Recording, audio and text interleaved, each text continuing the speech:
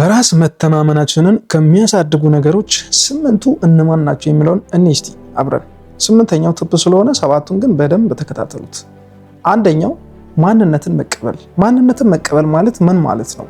እኔ ማንነቴን ሳልቀበል ነው እስከዛሬ የኖርኩት፣ በራስ መተማመን የለኝም እላችሁ ራሳችሁን ትጠይቁ ይሆናል። ነገር ግን ብዙዎቻችን በራሳችን መተማመን ምን ማለት እንደሆነ የማናውቅ ሰዎች አለን። ምናልባት በራስ መተማመን የሚመስለን ከሰው ጋር መደባደብ፣ በኮንፊደንስ ሰዎችን በቃ ማመነጫጨቅ ምናምን፣ በድፍረት ማውራት፣ ለምንድነው እንደዚህ የምታደርገው ጥፋ ከዚህ ምናምን ማለት፣ ደረት ነፍቶ እንደዚህ ምናምን በቃ ተወጣጥሮ ጂም ሰርተው ምናምን የሆነ ሰውነትን ነፋፍቶ ምናምን መሄድ ምናምን የሚመስለን ሰዎች አለን። በራስ መተማመን ማለት ደረትን ነፍቶ መሄድ፣ ሰዎችን እየገፉ ደካማ ሰዎችን ዝቅ አድርገው በማየት በመምታት ወይ በማቆሸሽ ምናምን ነገር፣ በእንደዛ አይነት ነገር የሚገለጽ አይደለም። በራስ መተማመን ማለት በራስ ነው እንጂ በሰው አይደለም የምታሳየው። ስለዚህ ማንነትን ስትቀበል አንተ ማን እንደሆንክ ምን እንደሆንክ ትቀበለዋለህ። ከዛ ማሻሻል ያለብህ ነገር ካለ ታስተካክለዋለህ፣ ታሻሽለዋለህ። በቃ ራስን ለማሳደግ ትጥራለህ። ማንነት ደግሞ ለምሳሌ ጆሮ እንደዚህ እዚሽ ጋር ምናምን የተቀደደ ቢሆን ያ ያንተ በቃ ያንተ ሰውነት ነው፣ አምነህ መቀበል አለብህ፣ ግዴታ ነው። ስለዚህ እችኛዋን እንደዚህ ስለተቀደደች እችኛዋ ፒና ፓርት ማለት ነው እንደዚህ ስለተቀደደች ይሄንን ሸፍነ ምናምን ከሰዎች እየተደበቅክ የምትሄድበት አይደለም። ጥርሶች ምናልባት እንትን ሊል ይችላል፣ ከፍ ዝቅ ያለ ወጣ ገባ ያለ ምናምን ነገር ጥርስ ሊኖር ይችላል። በዛ የምታፍር ከሆንክ በራስ መተማመን የለህም ማለት ነው። ያ ያንተ ማንነት ነው፣ አንተነት ነው። ስለዚህ አንተነትን አምነህ መቀበል አለብህ። በቃ ጥርሶች ገባም ወጣም ምንም ቢል አንተ ነህ። አንተን የሚመስል ሰው በዚህ ዓለም ላይ የለም። ስለዚህ ሁሉም ሰው ራሱን ነው የሚመስለው፣ ራሱን ነው የሚኖረው። ያንን ነገር በማድረግ ደግሞ ማንነትን አምነ ባለመቀበል ደግሞ ምንም የምታመጣው ለውጥ ስለሌለ ራስህን መቀበል ግዴታ ነው። ያኔ ከራስህ ጋር ያለውን ነገር ከራስህ ጋር ያለን ጥላቻ ትገለዋለህ ማለት ነው። በዛን ሰዓት በራስ መተማመንን እያሳደግ ትሄዳለህ። ስለዚህ በራስ የምታፍርበት ፓርት ካለ የሆነ ለምሳሌ አንድ ጊዜ ላይ አዶናይ ጥርሱ እዚሽ ጋር አንዷ ጥርስ ወጣ ብላ ምናምን ነገር ነበር። በጣም ነበር የሚያፍርበት። ይህንን ማንነቱን ከመቀየሩ በፊት በጣም ያፍር ነበር፣ ሰዎች ፊት መሳቅ። እሱ ትንሽ ወፈር ያለ ነው፣ በውፍረቱ ይሸማቀቃል፣ ያፍራል ምናምን፣ አንገት ደፍቶ ምናምን ነገር ነበር የሚሄደው። በዛ ምንም አላመጣበትም አይደል? አሁን ላይ ግን ያንን ማንነቱን ትቶ ራሱን ተቀበለ። በቃ አሜን ብሎ ተቀብሎ ራሱን መሆን ጀመረ።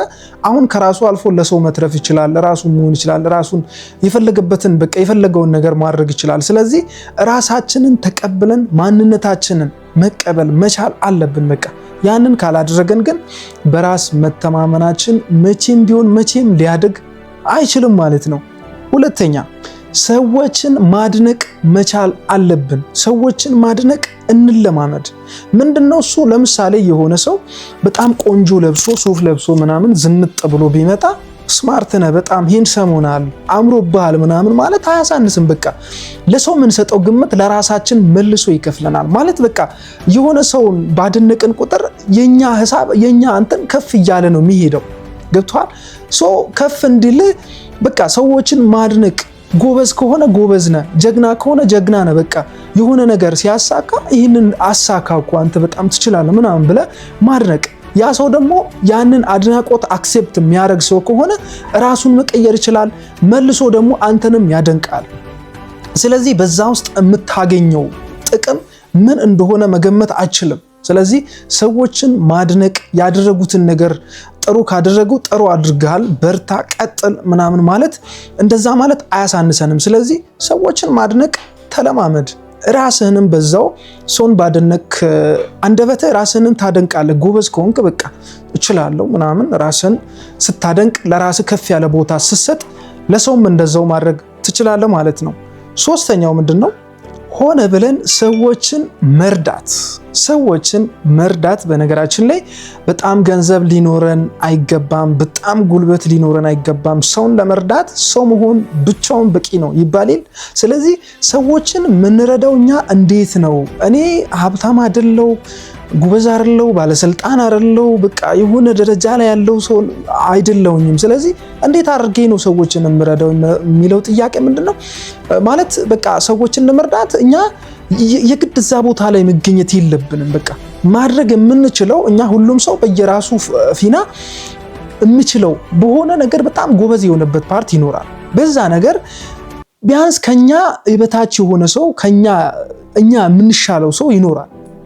ስለዚህ ያንን ሰው ለመርዳት መጀመሪያ አንተ ብቁ መሆን አለብህ። በእርግጥ ሰውን ለመርዳት ዝም ብለህ አንተ ዝቅተኛ ቦታ ላይ ሆነ የሆነ ሰው እረዳለሁ ብትል ትጎዳለህ። ግን ሰውን ለመርዳት ግዴታ በቃ የሆነ ትልቅ ደረጃ ባትደርስ እንኳን አሁን ያለህበት ሁኔታ ካንተ ዝቅ የሚል ሰው ካለ ያንን ሰው ማንሳት፣ ያንን ሰው መርዳት፣ ማገዝ፣ በገንዘብ በጉልበት በሌላ ማገዝ ባትችል እንኳን የሆነ ሰው ሰርቶ የሚለወጥበትን ተምሮ የሚለወጥበትን ራሱን ከዛ ካለበት ቦታ ላይ ተነስቶ ሰው መሆን የሚችልበትን መንገድ ማሳየት ራሱ መርዳት ነው። ስለዚህ ሰውን መርዳት መለማመድ መቻል አለብን። በዛ ነገር ራሳችን ምን አይነት ስቴጅ ላይ ልንቀመጥ እንደምንችል አትገምቱትም። ምክንያቱም ምንድነው በራስ መተማመንን ከፍ ከሚያደርጉ ነገሮች ሰውን የሆነ ስትረዳ ስታግዘው ምናምን በቃ አረኩኝ እኮ እኔ ሰው ረዳው ሰው ለመርዳት በቃው ብለ ራስን የሆነ ቦታ ላይ ታስቀምጠዋለህ፣ ከፍ ታደርገዋለህ፣ ጥሩ ግምት ትሰጣለህ ለራስህ። ያኔ በራስ መተማመን እያደገ ይሄዳል ማለት ነው። አራተኛው ምንድነው? አራተኛው ራስን በሁሉም ነገር ማሳደግ። ራስን በሁሉም ነገር ማሳደግ ማለት ምናልባት ሰዎች ፊት ቁጭ ብለን በኮንፊደንስ በድፍረት ማውራት፣ ስለሆነ ጉዳይ ማብራራት፣ ማስረዳት ሊሆን ይችላል። በዛ ነገር ላይ ማሳደግ። አንዳንድ ሰዎች አሉ ሰው በሌለበት አንድና ሁለት ሰው ብቻ ያለበት ቦታ ላይ በጣም መለፍለፍ ይችላል፣ በጣም መቀለድ ይችላል፣ መዝፈን ይችላል፣ መዘመር ይችላል፣ ምን ማድረግ ይችላል፣ በጣም ብዙ ችሎታዎችን ማሳየት ይችላል። በጣም ብዙ ሰው ብዙ ማለት እንደውም ከ20 ሰው ከ40 ሰው ምናምን በላይ የሆነ ሰው ፊት ለፊት ቁጭ ስል ግን ያ ነገር ሁሉ የሚጠፋበት ምንም ባላወቀ ቁጭ ብሎ አዋቂ ቆሞ መሃይም እንደሚባል እንደዛ አይነት ሰዎች አሉ። ቁጭ ብሎ አዋቂ ቆሞ መሃይም ማለት በሰዎች ፊት ሲቆም ያለው ዕውቀት እንዳለ ዕውቀቱ አለ እኮ እዚህ ጭንቅላቱ ውስጥ አለ፣ ማስተላለፍ ግን ማሳየት አይችልም። ለምን እንደዛ አይነት ነገር ይሆናል? ያ ከምን የመጣ ነው? በራስ መተማመን ስለሌለው ያለውን ዕውቀት ማሳየት አይችልም። ያንን ዕውቀት ግን በሰዎች ፊት መጠቀም ቢችል፣ ማሳየት ማስረዳት ቢችል በጣም ትልቅ ደረጃ ሊደርስ ይችላል። ስለዚህ በራስ መተማመናችን ከሚያሳድጉ ነገሮች ራሳችን እዛ አይነት ነገር ማሳመን፣ ራስን በሁሉም ነገር ማሳደግ። እኛ የምንችለው ነገር የሆነ ነገር ሊኖር ይችላል። ከዛም በላይ ማናቀውን ነገር ማናቀውን ችሎታ በራሳችን ጥረት ማድረግ፣ ማሳደግ፣ መለማመድ ምናምን ለራሳችን የምንሰጠውን ግምት ከፍ ማድረግ። ስለዚህ ያ ነገር በራስ መተማመናችንን ለማሳደግ ትልቁ መንገድ ይሆናል ማለት ነው። ስለዚህ በብዙ ነገር ሰዎች ተሳክቶላቸው የምናይ ሰዎች አለን። አለባበሳቸው ዝንጥ ብሎ ምናምን ነገር የተሳካላቸው ሰዎች ሆኖ ከሰው ጋር ሲናገሩ ሲያወሩ በኮንፊደንስ ዘና ብሎ ነው የሚያወሩት ምናምን ነገር ምንም አይሸማቀቁም፣ አይፈሩም፣ አያፍሩም። ኮንፊደንስ አላቸው ምናምን ነገር። እኔ እንደሱ ቢሆን ምለን ከማሰብ በላይ እኛ ያለንን ችሎታ ማውጣት በሰዎች ፊት እንደዛ አይነት ነገሮችን ማሳየት። የሆነ ሙያ ካለን ስለሆነ ጉዳይ የምናውቅ ከሆነ ያንን ሙያ ድብና አድርገን ለምን ሺህ ሰው አይደረደርም እዛ። ሁሉም ሰው በነገራችን ላይ የራሱን ኑሮ ነው የሚኖረው። አንተ የምታረገውን ነገር ኬር የሚያደርግ ሰው የለም፣ በእርግጥ ቼክ የሚያደርግ ሰው የለም። አንተ እያደረክ ነው። ይበልጥ ጥሩ ነገር እያደረክ ከሆነ ለማድረግ ነው ዞር ብሎ የሚመጣው። ያጨበጭባል ሰው ምናምን ፊትህን ሲያይ ምናምን ሊያስፈራ ይችላል። ነገር ግን ልክ እንዳንተም ሁለት አይን ያለው እንደዚህ ጸጉር ያለው ምናምን ሰው ነውና ምንም ያስፈራ ነገር የለም። ስለዚህ በእንደዛ አይነት ነገሮች ከዚህም የበለጠና በሁሉም ነገር ራስን ማሳደግ በራስ መተማመንን ለማሳደግ ከሚረዱ ነገሮች አንደኛው ነው ማለት ነው። ሌላኛውና አምስተኛው እምቢ መባልን መልመድ አለብን። አምስተኛው እምቢ መባልን መልመድ ማለት ምን ማለት ነው? ሰዎች ሂድ ያንን ይዘና ያን ትራስ አምጣልኝ፣ ያን ጨርቅ አምጣልኝ፣ ያንን ኩርሲ ይዘልኝና ምናምን ብሎ ሰው ሁሉ ሲልክ ያለ ምክንያት አንተን ዝቅ አድርጎ ምናምን ስለሚያስብ ሊሆን ይችላል። አትላክ ማለቴ ሳይሆን እምቢ ማለት መልመድ የሆነ ነገር አድርግ ስለተባልክ ብቻ ማድረግ የለብን። ምክንያታዊ መሆን አለብህ። ማድረግ ስላለብህ ብቻ መሆን አለበት።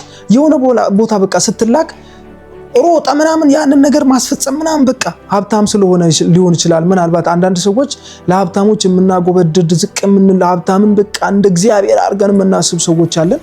ልክ የሆነ ነገር በተባለን ቁጥር ሮጠን ያንን ነገር እናደርጋለን፣ ሮጠን እንላካለን፣ ሮጠን እንፈልጣለን። ያ ነገር አስፈላጊ አይደለም። እምቢ ማለትን ልመድ። እምቢ የሆነ መጥፎ ነገር ውስጥ ግባ ስትባል እምቢ፣ ያንን አድርግ ስትባል እምቢ። ምክንያቱም በቃ አንተ የራስህ ነህ።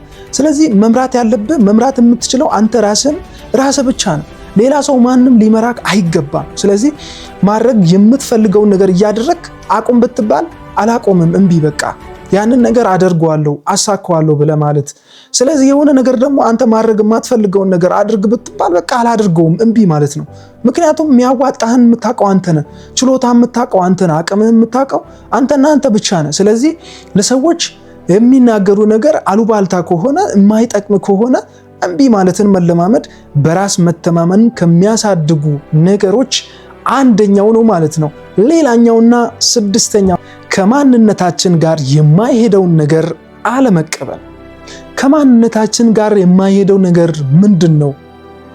ከኔ ጋር የማይሄደው የኔን ግምት ዝቅ የሚያደርገው የኔን ማንነት ዝቅ የሚያደርገው በሰዎች ፊት አንገት እንዲደፋ የሚያደርገው ነገር ምንድን ነው? ያንን ነገር አለመቀበል። በቃ አንተን ምናልባት ከአሉባልታ ከማይሆኑ ሰዎች ጋር መዋል ያንተን ማንነት ዝቅ የሚያደርግ ሊሆን ይችላል። ስለዚህ ያንተን ማንነት የማያከብር ሊሆን ይችላል። ያን አለመቀበል በቃ ዝቅ የሚያደርግ ነገር ከሆነ አንተ ከምታገኝበት ገቢ ዝቅ የምትልበት ከሆነ ካለህበት ደረጃ የሚያወርድ ከሆነ አለመቀበል ነው። ስለዚህ ያንን በማድረግ በራስ መተማመንን ከፍ አድርገህ ማሳደግ ትችላለህ ማለት ነው። ሌላኛው በራስ መተማመናችንን ከምናሳድግበት መንገድ ሰባተኛውና ወሳኙ ሰዎችን ስታማክር እንዲያማክሩና እንዲመክሩ ፍቀድላቸው እንጂ እንዲወስኑልህ በፍጹም አትፍቀድላቸው። በቃ ሰዎች ያንተን ውሳኔ በነሱ ጫማ ውስጥ እስካልሆንክ ድረስ ሊወስኑልህ አይገባም በፍጹም። ምክንያቱም ስለ ራስህ መወሰንም ማሰብም ምንም ማድረግ የምትፈልገውም የምትችለውም አንተና አንተ ብቻ ነህ። ቀደም ነግሬሃለሁ። ስለሆነ ጉዳይ ከመወሰን በፊት ለምሳሌ አስተማሪ ይሆናለሁ ብለህ አስተማሪ ለመሆን ብትወስን አስተማሪ መሆን ችሎታክን፣ አቅምህን፣ ጉልበትህን የምታውቀው አንተና አንተ ብቻ ነህ። ሰው አስተማሪ ሁን ስላለ ብቻ ሄደ አስተማሪ ብትሆን ላያዋጣልህ ይችላል። ነጋዴ በቃ ሱቅ እሰራለሁ እኔ የተዋጣልኝ ነጋዴ ሆናለሁ ብለህ ብታስብ አንተ ችሎታ ስላለና ያንን ነገር ማድረግ ስለምትፈልግም ስለምችልም ብቻ ሊሆን ይችላል። ሰዎች ግን አንተ የሌለህን ችሎታ ማድረግ የምትችለውንና ማትችለውን ሳያውቁ መጥቶ ይሄንን ነገር አድርግ እንዲህ ካላደረክ ብሎ የሆነ ውሳኔ ቢወስኑልህ ያንን ካደረክ ችግሩ ሲፈጠር ራሱ አንተ ሳትሆን የችግሩ መፍትሄም ልትሆን የምትችለው ያ ለአንተ መጥቶ የወሰነልህ ሰውና ሰው ብቻ ነው። ምናልባት እንበልና አንተ ኬሚስትሪ የምትችል ተማሪ ከሆንክ ኬሚስትሪ የምትችል ሰው ልትሆን ትችላለህ። የኬሚስትሪን ፊልድ እስከ መጨረሻ ይዘህ መሄድ የምትፈልግ ሰው ከሆንክ ፊዚክስን አጥና ብልህ አንተ የምትችለው ግን ኬሚስትሪ ነው። ያ ሰው ደግሞ ለአንተ የወሰነልህ ፊዚክስን እንድታጠና ነው። ነገር ግን ፊዚክስን አትችልም። ስለዚህ በኋላ ላይ የሚያጋጥም ምንድነው? ፊዚክስን ስለማትችል መውደቅ ይሆናል ማለት ነው። ስለዚህ አንተ የምትፈልገውን መወሰን ነው። ማማከር ትችላለህ። ምናልባት በዚህ ጉዳይ ላይ ከአንድ ሰው ሐሳብ የሁለት ሰው ሐሳብ ይሻላል። በእርግጥ ያው ፕሬዝዳንት እንኳን አማካሪ ያለው ከጎኑ የሆነ ሰው ያማክረዋል ምናምን። አማካሪ ያስፈልጋል። ለሰው ልጅ አስተያየት ሐሳብ ይሰጣል። ምናልባት የጎደለ ነገር ካለ ስታስብ ስታደርግ የሆነ ነገር አንተ ልታጎል ትችላለህ። ያንን ነገር ለመሙላት እስቲ ብለህ ሰውን አስተያየት ትጠይቃለህ፣ ሐሳብ ይሰጣል። ነገር ግን እንዲወስንልህ በፍጹም አትፍቀድ። ምክንያቱም ቀደም ነገር ያለው ሰው የወሰነልህ ነገር ከሆነ ሲበላሽብህ ያ ነገር መፍትሄውን የሚፈልገው ካንተ ሳይሆን ያ የወሰነልህ ሰውዬ ነው መጥቶ ያንን ችግር መፍታት የሚችለው። ስለዚህ የሆነን ነገር ስትወስን አንተና አንተ ብቻ መሆን አለብህ። ያ ነገር ላይ ችግር ሲፈጠርም መፍትሄ መፈለግ የምትችለው አንተና አንተ ስለሆንክ ሰው ሁን ስላለ መሆን አትሁን ስላለ አለመሆን ይሄንን ብላ ያንን አትብላ ምናምን ሊወስንልህ በፍጹም አይገባም። መብላት የምትፈልገውን አንተ ለራስህ ከራስህ ጋር የሚስማማውን ምግብ የምታውቀው አንተ ነህ። ሄደህ የምትዝናናበት ምናልባት ሎጅ ጸጥ ያለ ቦታ ቁጭ ብሎ መዝናናት ምናምን በቃ መመሰጥ ማሰብ የሚያስደስት ሰው ልትሆን ትችላለህ። ያንን ነገር ማድረግ የምትፈልገውና የምትችለው አንተና አንተ ስለሆንክ ያን ነገር እንዳታረግ ሌላውን ነገር አምጥቶ የሚወስኑልህ ሰው ከሆንክ በጭራሽ በራስ መተማመንህን ልታሳድገው አትችልም ማለት ነው። ስምንተኛውና ቲፑ ምንድነው? እስካሁን ከኔ ጋር አብረህ ከቆየ ይሄንን ቻናል ሰብስክራይብ ማድረግን እንዳትረሳ። በሌላ ቪዲዮ በሌላ ሐሳብ እስክንገናኝ ይመቻችሁ። ኢትዮጵያ ለዘላለም ትሳቅ።